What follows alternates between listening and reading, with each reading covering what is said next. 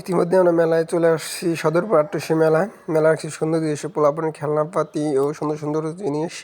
এই সাদাত, মিরাজ কাকা, সাগর ওর ভাস্তার জন্য গাড়ি কিনতেছে, দামাদামি করতেছিল। আরো সুন্দর খেলনাপাতি দেখাচ্ছেন, এদের সুন্দর সুন্দর দৃশ্য। ওই যে সামনে আসছে আমাদের বড় ভাই সৈকত ভাই। এগুলো হচ্ছে মেশিন দিয়ে চিপ বানানোর, কিছু সবজি দিয়ে কেটে রাখা। প্রথমে আছে গাজর, পাতাকপি, আলু, আরও অনেক কিছু কাঁচা সবজি দিয়ে এরা চিপ বানায় রাখছে।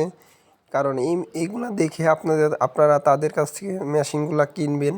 কিন্তু যদি আপনারা এই মেশিনগুলা কিনেন তাদের কাছ থেকে, তারা এত সুন্দর করে কাটতে পারছে, কিন্তু আপনি অবশ্যই এইগুলো কাটতে পারবেন না। কারণ তারা কিভাবে কাটে তারাই ভালো জানে। কিন্তু আপনি যখন বাসায় আনবেন, 2-1 দিন পরে দেখবেন সেগুলো ভেঙে গেছে বা নষ্ট হয়ে গেছে। শুধু শুধু কিনেই টাকাটাই লস। যদি আপনি এদের কাছ থেকে এইগুলা কিনেন, টাকাটাই পুরোটাই লস। শুধু দেখতে সুন্দর, এগুলা পরে ব্যবহার করতে গেলে একটু এরকম হবে না। শুধু শুধু নিজের টাকাগুলো লস করবেন। তাই সবাইকে বলতে চাই যে এগুলা হলো কিনবেন না। এদের কাছ থেকে কিনবেন যখন, তাহলেই আপনাদের টাকা লস। আর দেখতে এতটাই সুন্দর, আপনার মন চাবে যে এখান থেকে একটা মেশিন কিনি। কিন্তু যদি টাকা লস দিতে না চান, তাহলে এই মেশিনগুলো কিনবেন না।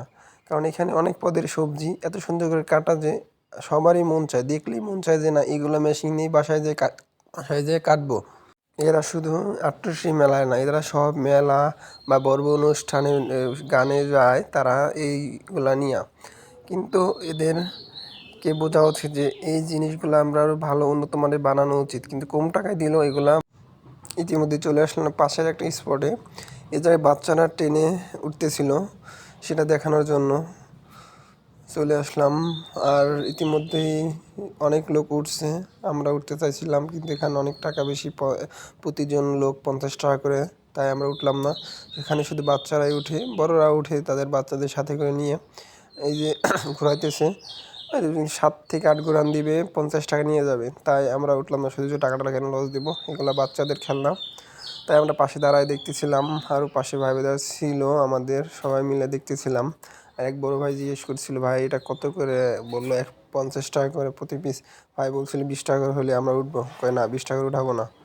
এই যে সৈকত ভাই সেই জিজ্ঞেস করছিল। পাশে শাহাদাত, এ পাশে মিরাজ কাকা, আর এক বন্ধু আছে সাগর এই পাশে। আর এই পাশে আরও অনেক খেলনা, নৌকা আর অনেক কিছু আছে।